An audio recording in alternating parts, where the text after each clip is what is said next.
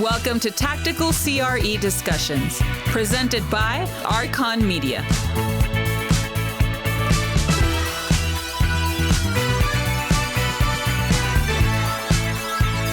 Dave, it's hard to keep track of everything you're doing, but one of the projects that I know you worked on and that was incredible for our community was Mills Park. And so tell me a little bit about how you all thought about that from a tenant mix standpoint back in the day. Yeah, I mean, first off, that was just such an awesome project to work on. I'm still so appreciative to Jay Adams and Ed Coble to this day for letting me work on that. I was fortunate enough to be allowed into the initial planning phases of that. And the first thing that we really needed to focus on was the tenant mix, okay? So it wasn't just that we wanted the best-in-class tenants that could pay the most. That's not it. We needed them to complement each other, and not just in terms of being like, you know, a neat use like a West Elm next to an Apple store. We needed them to complement each other in terms of functionality. So one of the deals that we did is we actually had to give a little bit of a more aggressive deal on it, but with First Watch, knowing that they would close at 2 o'clock in the afternoon, we knew that would open up the parking field, which once we brought in valet and then brought in Firebirds, it actually created a functional parking scenario where First Watch would have been a nighttime, heavily intensive restaurant, that it would have completely bastardized our parking and hurt our tenant sales, which would have led to, if a center is completely underparked, the tenants are going to fail. Right. It's just going to happen. Right. At least in today's climate where we don't have self-driving cars yet. Right. So, yet. Which those will come. Exactly. So that was the first thing that we thought about. The other part that Jay had to look at is you don't only balance your retail mix, you also have to look at your residential versus your retail mix. So you need to figure out what kind of apartments you want. Are you talking stick? Are you talking, 3 stories, 5 stories? Exactly how many units, what the market commands, and what amenities will help your residential customers, and what retailers can benefit from having a captured customer base of residential consumers right there. And often you hear that rooftops support retail. Is that true in your world, or is that just something we say at land use hearings? This is something that, we got Chris in here with us. He could talk about rooftops drive retail. There's no doubt about it. The best advantage of that is that one of the best groups in Florida that's gotten ahead of that is Publix always knows where the rooftops are going. Right. And so the natural progression is housing growth. Retail always follows housing growth, and then more ancillary retail, and then a community basically builds around that. Right. So it's a perfect example of one that was almost like flash created was the Villages. Yep. I mean, it's such a good example. They put together a great development there, and as soon as they got all those people there, it is some of the strongest retail per square foot sales in the country, and a developer was able to basically create that community based off of initial rooftop growth. And if you think about it though, it's a self-sustaining community. You can go to the Villages and you never have to leave for anything, for any amenities, for any entertainment, for restaurants, for retail, for your doctor, for your tailor, for a dry cleaner. Everything is there at your fingertips in a golf cart, depending how long you want to stay in that golf cart for. But for the most part, everything is right there with easy transportation opportunities. And those are the things that most other communities don't have, and they don't see the value of mixed use unless you already live in a downtown urban core like downtown Orlando. But for the most of Central Florida and Florida as a state, we have urban sprawl. Right. We have these large sprawling subdivisions that have to have redundancy of provisions by local governments for fire, water, sewer, police. We're extending lines out much longer than we need to. And the ad valorem tax rate doesn't support long-term just having single-family home communities built. The way that you really make money on ad valorem taxes as a local government is to have things like mixed-use projects, but especially commercial projects. Right. That's what brings in the money long-term for governments to be able to support those functions and services. Restaurants, gyms, retail, not just outside of retail. I mean, you've got a whole segment that is Amazon-proof. Yeah. I mean, there's no way that you're going to have an urgent care. You can't order that on Amazon. Right. You can't go to a high-end place like a massage envy or a day spa, on Amazon. So the more that retail changes, I think the more they're going to try and keep those centers of synergy in place, Yep. but they're just not going to be as big as the ones that we grew up with, like going to the Volusia Mall in Daytona Beach, where you had a 1 million square feet and it was covered. I think it's just going to be smaller pockets, and typically the really nice higher end mixed use projects, it's just a fact of life. They tend to go in areas that are dense and have more affluent demos. What are you seeing on the redevelopment of malls? A friend of mine, Randall Hunt, owns and operates a fitness center out of the Seminole County Mall. So he has redeveloped a portion of that space. It is unbelievable what he is operating. Most fitness centers tend to die off after years. I have no doubt that his is going to be successful because of the model that he has, but he's taking over that dead space inside of that mall and has made it profitable. Those mall deals are interesting, depending on the layout and the location. You're even seeing some of those malls get redeveloped into storage facilities, especially in more urban areas. You're seeing a lot of them get redeveloped into multifamily units. Like somebody will just you take a Macy's box, which is the department store is fundamentally dying. It's just been chopped up and distributed out into smaller retail stores, in basically more of a splattered environment throughout our communities. But you'll see that somebody will knock down an obsolete Macy's box and put a multifamily development there. It can be used for office space. You're seeing a lot of, one guy here locally is doing a good job is Miguel Diarcos. He's doing small 10 to 12 acre medical communities. And so that's kind of what we're seeing for these mixed use deals, probably 10 to 20 acre deals. I've got a couple of clients that are looking for those kind of things. DeBartolo is always looking for really neat, dynamic mixed use, where they can bring in a very dynamic tenant mix. Jay Adams and I are looking for all sorts of storage, multifamily mixed use sites around Central Florida. So it seems to me like what we're seeing in our market. Now, when you get in more dense markets, it's a little bit of a different ballgame, and I'll get into that in a second. But for mixed use in Florida, and it really depends on your position versus the core, you're probably seeing 10 to 12 acre deals.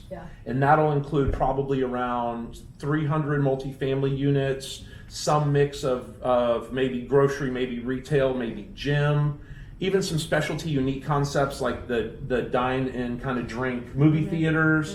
And then where the developers really make their money on that is they really cash out on the out pads by doing build-to-suits and ground leases and selling them on the triple net market, and that's where they make their cheddar on their last couple, probably 200 points on their basis spread on a mixed-use project. And in those smaller acreage parcels that you have, you really got to go vertical if you want to get enough multifamily units to support the pro forma, right? And the higher you can go in some communities, the better off you are on impact fees. So Orange County, for example, may adopt some impact fees that would reduce significantly the amount of impact fees paid per unit in high-rise multifamily projects as opposed to a traditional multifamily project. And if you're talking a $6,000 versus $600 per unit difference, I mean, at the end of the day, that makes a huge difference for the developer as to the feasibility of their projects. Yep, absolutely.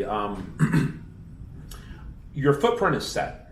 And now the more vertical you go, it does get more expensive. But at the same time, your footprint is set. And I really believe that a multi-story, multifamily development in the right area with the right density has a couple of different advantages. One, it's prominent, and if you make it look nice, it's just a nice, aesthetically appealing backdrop to your retail center. Two, built-in customers. And three, it just gives an entire overall synergistic feel to a project. I mean, people like the streetscape. They might want to go, grab an ice cream or grab something to eat, then go to the grocery store. It's having multiple options in there. I think it just creates a synergism, in our real estate development community, and it's something that I believe our community members want, versus the kind of single story old school kind of crappy apartment complexes that you see. I'm talking more about the urban core stuff that you are that the prominent developers work on, where they bring in good retail mix. It's actually a very good looking product. And you can also see some really cool concepts of these interior mixed use, right? One building but with multiple uses on the inside. It's almost like I have to explain it as a high-end food court to some people, right? You go into an East End market, you have multiple dining options. You also have multiple retail options on small vendors who aren't going to go buy or lease a space for 6,000 square feet, right? When they have such a niche product area that they don't need that much to support their market share. Yep. And then I have clients like Lamont Garber, who did the State Auto Body in Winter Park, which was Foxtail Coffee. He brought that in first in Winter Park. That's a great concept. Amazing, with the Brewstillery. I mean, that alone redefined that end of the corridor for the city of Winter Park. And there was nothing like that before in the city. And he's trying to do that in Maitland right now on a project we're working on called the Maitland Market, which would bring that same concept over to the city of Maitland across from the Maitland City Center. I think those are the types of developments of the future where people can go and have 4, 5, 10 options in a very small walking area where they are able to satisfy anyone that comes out with them at night or during the day for their food preferences or their shopping preferences. Yeah, and I'll tell you from just a personal perspective, I love working on mixed use. It's almost like putting a puzzle together, you know, and especially from a code perspective. Right. Yeah. And you know, like we talked about earlier, the just getting the right tenant mix is huge. And then, you know, not only, you know, we're talking about the pretty aesthetics of it, but then all of a sudden, you know, you look at your basis plus your construction costs plus your carry. And then all of a sudden you have to start thinking about cap rates too. Oh yeah. So that's kind of the dichotomy. I mean, Jay and I got a big number offer. I won't name the tenant, but it was a national name with a lot of money, but it just wasn't the right mix. It would have bastardized things. So you have to be, even though it would have been a good cap rate, we didn't put them in there. Now, we knew that we couldn't go with just a complete local because there's no way that they would meet their ROC.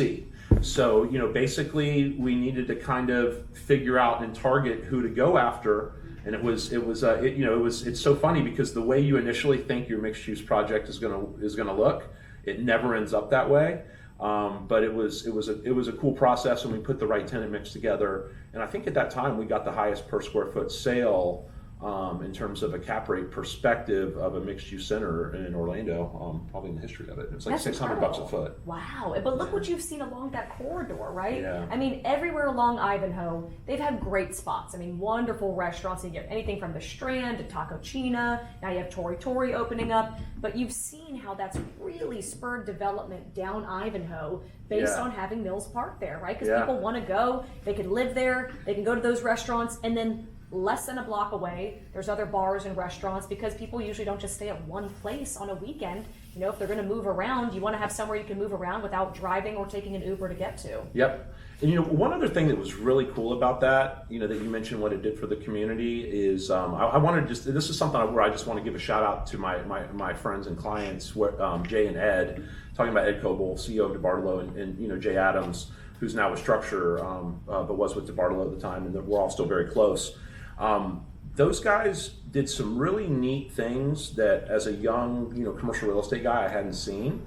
I don't know if you know the history of that actual site, but it was a lumberyard before. Yeah.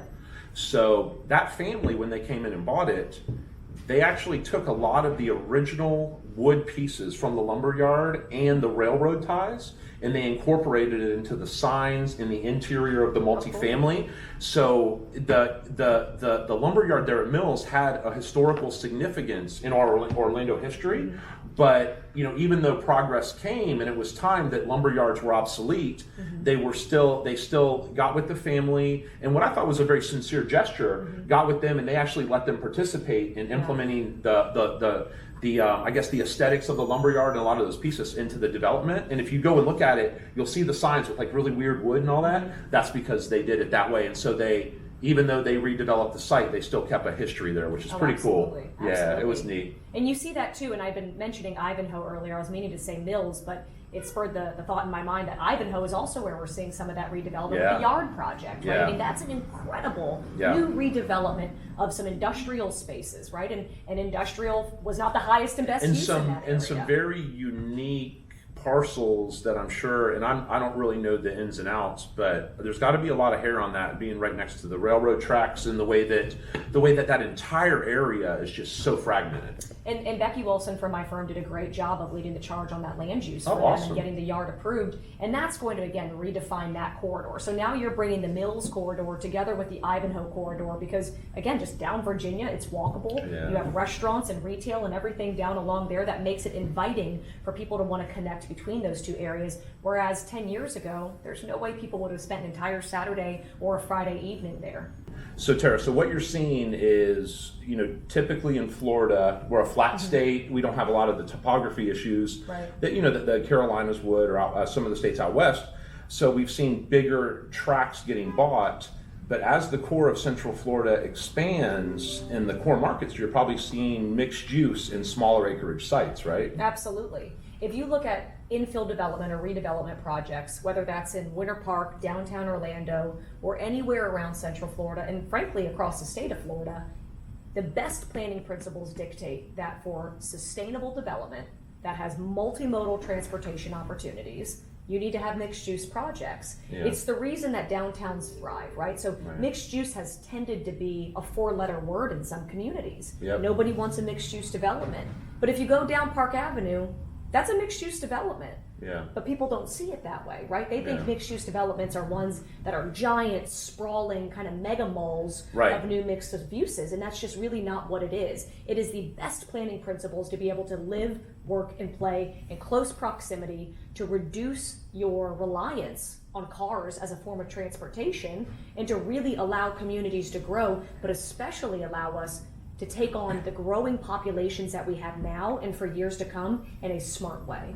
And I think part of that, what you said, is with the trends that we're seeing with the younger generations, the larger, even with successful people, the giant mansions I think are going out of style somewhat, and especially the younger generations. I'm seeing that the projects that have a grocery component, and then a residential component, and then a fitness component, to where they can walk or it's just very short distance. I think you're seeing that not only in the urban core of a market like Orlando, but even as you go out, you're going to start seeing that more in the Altamontes and the Ovidos and other places like that. I think that's the natural progression, because I don't think the shopping habits are really happening in big giant malls like they used to. Indoor. Absolutely. Or even the ones that have been turned inside out, even like the Waterford Town Center, in Waterford Lakes is extremely successful, but it's very tough to find a site with that kind of interconnectivity to facilitate a 1 million square foot mixed use project. Right,